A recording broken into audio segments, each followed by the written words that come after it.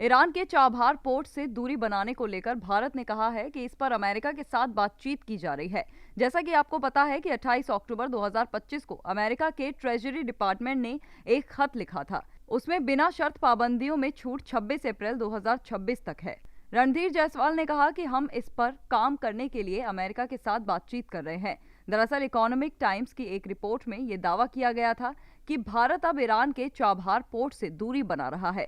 Opposition party Congress ने इसे America के सामने झुकना बताया और कौमी मफाद की अनदेखी कहा, जिससे 120 मिलियन डॉलर का भारत को नुकसान होने के साथ तिजारती रास्ते महदूद होंगे। ईरान के सिस्तान बलूचिस्तान सूबे में वाक़े चाबहार बंदरगाह को भारत और ईरान मिलकर डेवलप कर रहे हैं ताकि तिजारत बेहतर तरीके से की जा सके। रिपोर्ट में कहा गया, ईरान के चाबहार बंदरगाह में डेवलपमेंट में भारत की लगभग एक दहाई पुरानी और उतार चढ़ाव भरी भागीदारी अब खत्म होती दिख रही है। इसकी वजह यह है कि अमेरिकी सदर डोनाल्ड ट्रंप ने 12 जनवरी को कहा था कि जो भी देश ईरान के साथ कारोबार करेगा उस पर अमेरिका के साथ किए जाने वाले किसी भी और हर तरह की तिजारत पर 25% टैरिफ लगाया जाएगा।